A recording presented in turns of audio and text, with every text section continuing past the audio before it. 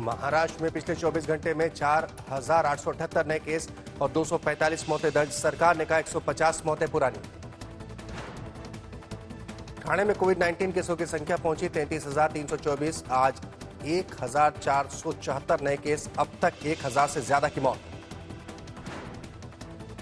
महाराष्ट्र में 24 घंटे में 67 पुलिसकर्मियों को कोरोना संक्रमण। प्रदेश के 4,810 पुलिसकर्मी अब तक संक्रमण की चपेट में।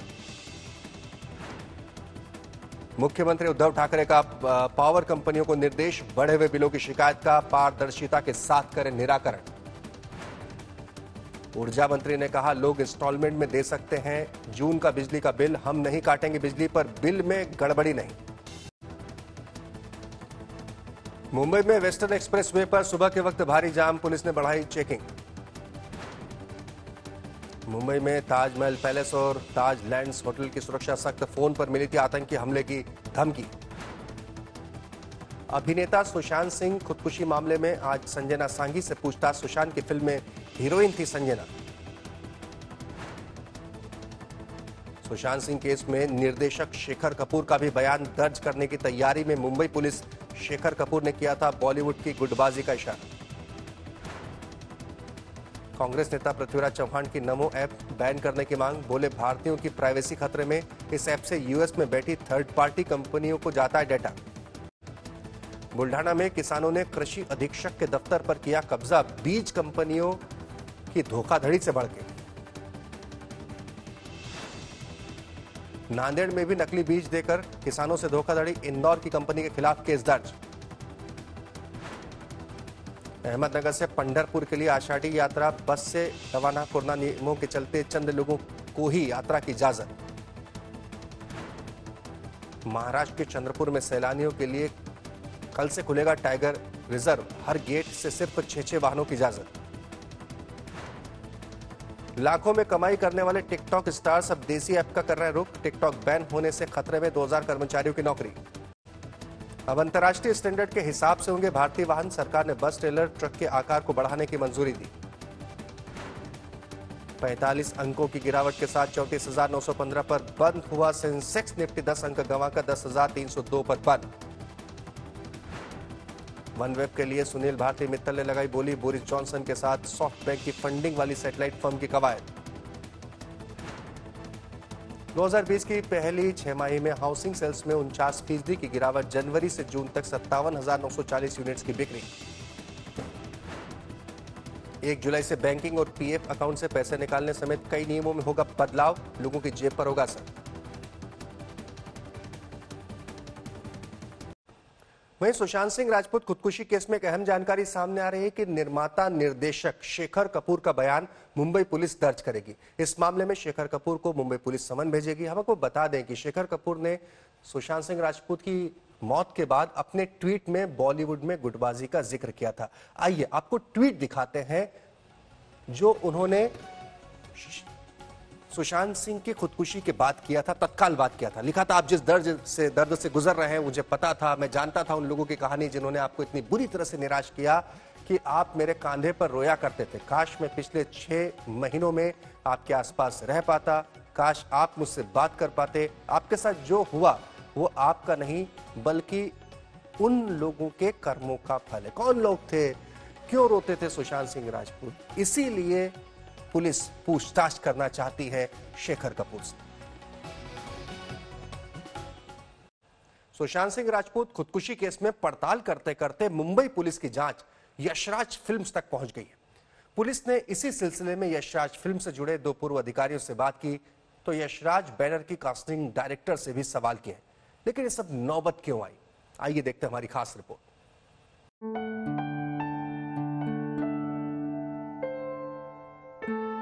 डीसी का काम कर रहे हैं खड़गपुर स्टेशन पे और रोज गेट नंबर 3 के सामने खड़े होकर फाइन इकट्ठा करते हैं। ना तुम्हारा गेम इंप्रूव हो रहा है सर, ना तुमको आगे का कोई अपॉर्चुनिटी मिल। सर आप बोलेंगे तो आज ओपन करें, अगला मैच में देखेंगे। सर वीक टीम के साथ स्कोर करके क्या मिलेगा? हम इस लड़के को जानते हैं, महेंद्र सिंह धोनी। तुम्हारा पढ़ाई लिखाई कैसा चल रहा है? परसों से ही ऑफिस लीग का लास्ट राउंड शुरू होने वाला है। अरे एग्जाम तो दोगे ना तुम? पास जितना लायक हो जाएगा।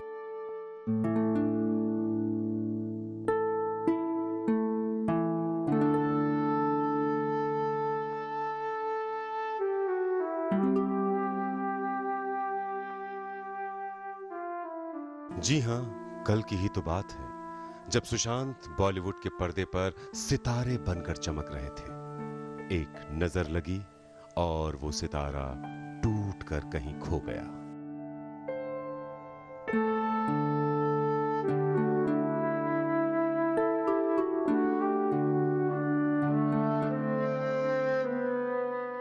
सुशांत सिंह राजपूत को इस दुनिया से गए 2 हफ्ते बीत चुके हैं, लेकिन अभी तक ये समझ नहीं आ रहा है कि आखिर सुशांत के सामने वो कौन सी मजबूरी, कौन सा दर्द था जिसमें उन्होंने अपनी जिंदगी को भूलकर मौत को गले से लगा लिया।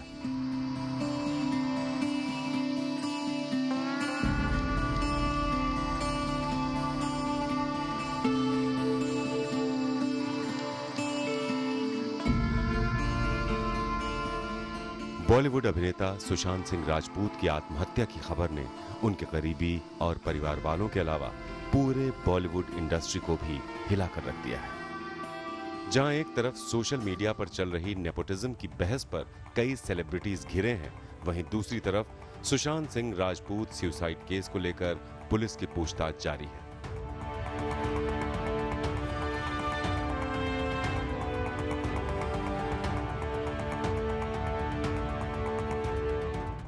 परिजनों, खास दोस्त और करीबियों के बाद हाल ही में पुलिस ने सुशांत से प्रोफेशनली जुड़े लोगों से बातचीत शुरू की है।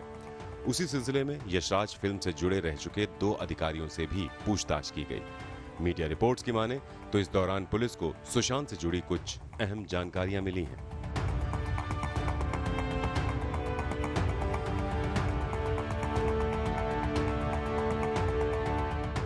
सुशांत को लेकर सोशल मीडिया पर इस बात पर बहस छिड़ी है कि आउटसाइडर होने की वजह से उन्हें बड़े प्रोडक्शन हाउसेस में भेदभाव का सामना करना पड़ा।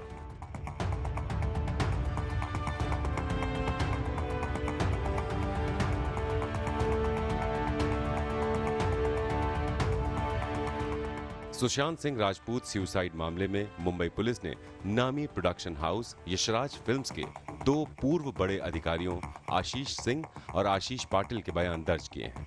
रिपोर्ट्स के मुताबिक दोनों ही एग्जीक्यूटिव उस समय प्रोडक्शन हाउस से जुड़े थे जब 2012 में सुशांत ने इनके साथ कॉन्ट्रैक्ट साइन किया था।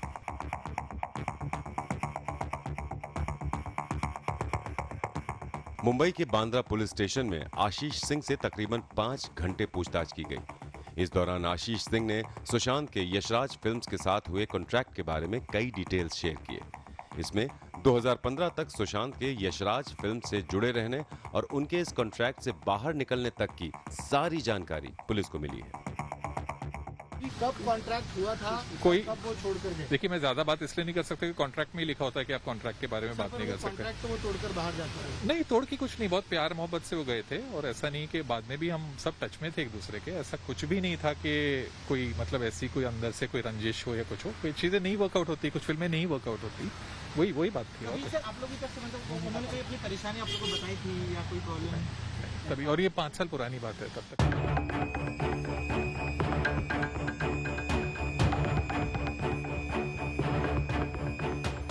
मीडिया रिपोर्ट्स की माने तो पुलिस को सुशांत के उस अग्रीमेंट की कॉपी तो मिल गई है जो उन्होंने कॉन्ट्रैक्ट साइन करते वक्त किया था, लेकिन इससे बाहर निकलने के बाद के एग्रीमेंट की कॉपी उनके पास नहीं है। शुक्रवार को प्रोडक्शन हाउस के दोनों पूर्व एग्जीक्यूटिव से ज्यादातर सवाल कॉन्ट्रैक्ट साइन करने और इससे बाहर जाने की शर्तों को लेकर ही किए गए थे।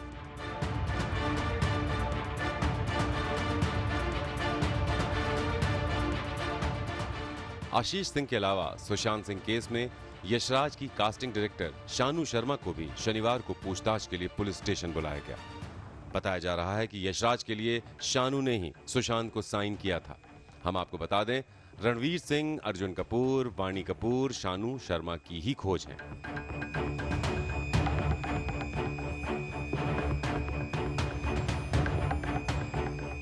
पिछले सप्ताह यशराज ने सुशांत के साथ हुए अपने पुराने कॉन्ट्रैक्ट की कॉपी पुलिस को सौंप दी थी। सूत्र बताते हैं कि इस कॉन्ट्रैक्ट की कॉपी में सुशांत के साथ यशराज की 3 फिल्मों का जिक्र है, जिनमें से 2 शुद्ध देसी रोमांस और व्योमकेश बख्शी बन चुकी थी। तीसरी फिल्म पानी थी जो ठंडे बस्ते में चली गई थी। ये सब चाहिए होगा।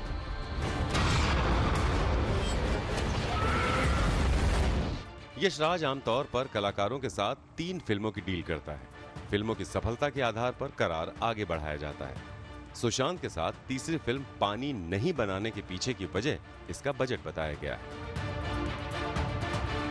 ट्रेड से जुड़े लोग बताते हैं कि निर्देशक शेखर कपूर ने इस फिल्म के लिए 150 करोड़ रुपए से ज्यादा का बजट बताया था। ये यशराज को बहुत ज्यादा लगा और उन्होंने फिल्म बनाने से इनकार कर दिया। इसके चलते शेखर और सुशांत दोनों को ही ठेस पहुंची थी। यशराज के अलावा मुंबई पुलिस ऐसे दूसरे प्रोडक्शन हाउसेस की छानबीन भी कर रही है जहां सुशांत ने फिल्में साइन की थी। वहीं पुलिस की एक टीम अभिनेता के आर्थिक पहलुओं की जांच भी कर रही है। आज तक ब्यूरो। मुंबई में आप 2 किलोमीटर के दायरे के बाहर तभी जा सकते हैं जब कोई मेडिकल इमरजेंसी हो या फिर ऑफिस जाना हो। तीसरी किसी वजह से निकलने वालों पर मुंबई पुलिस कड़ी नजर रख रही है। वाहनों की जांच हो रही है। शहर में लंबे लंबे जाम दिख रहे हैं।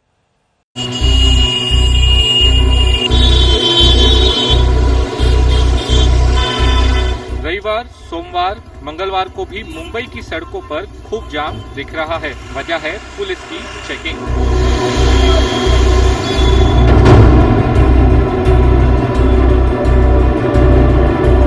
तमाम वो गाड़ियां जो सड़कों पर हैं, चाहे वो 4 व्हीलर है या फिर 2 व्हीलर है, उन पर जो सवार लोग हैं उनसे पूछा जा रहा है कि आखिर आप बाहर आए हैं किस कारण से।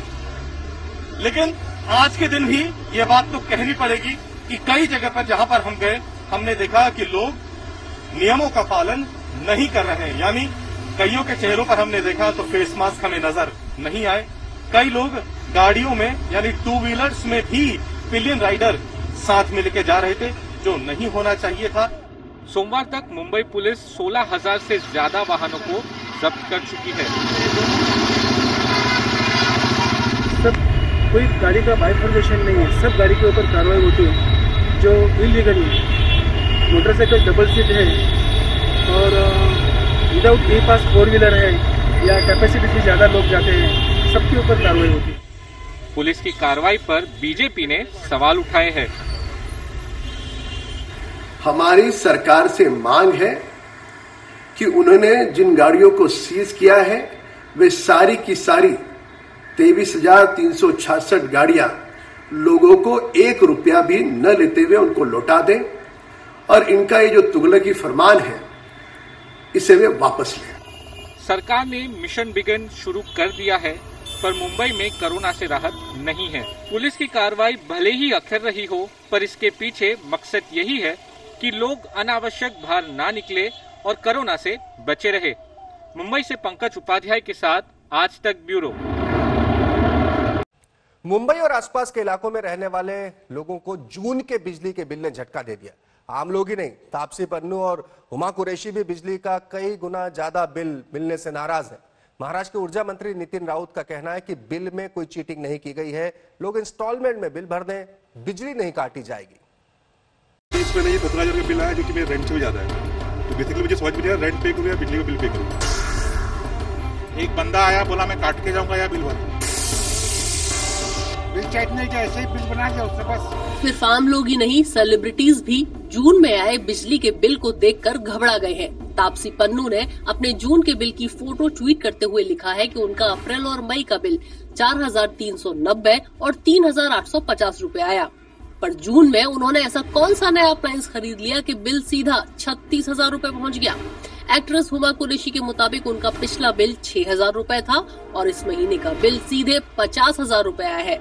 एक्ट्रेस रेणुका शहाड़े समेत कई सितारों ने अपना बिजली का बिल ज्यादा आने की शिकायत की है। जब सितारे इतने परेशान हो तो सोचिए आम लोगों का बिल देखकर क्या हाल होगा। कुछ लोगों का बिजली का बिल तो उनके फ्लैट के किराए से ज्यादा आया है। पिछले 3 महीने से 2,000 का एवरेज बिल मुझे हर महीने आ रहा है, जो मैं टाइम पे भी कर रहा था। अभी इस महीने ये 17,000 का बिल आया जो कि मेरे रेंट से भी ज्यादा है, तो बेसिकली मुझे समझ में नहीं आया रेंट पे करूँ या बिजली का बिल पे करूंगा। मैंने 3 महीने का बिल 21,000 रुपीज भरा है। इसका मैंने इनको कंप्लेंट भी किया था, बट मुझे कोई रेजोल्यूशन नहीं मिला। एक बंदा आया, बोला मैं काट के जाऊंगा या बिल भर दो। 3 महीना पैसा ले भी लिया उसने, पहले ही मार्च अप्रैल में ले भी छूटा है। काम तो हमारा है। तो मैंने जून तक के सारे बिल ऑनलाइन भरे हुए हैं।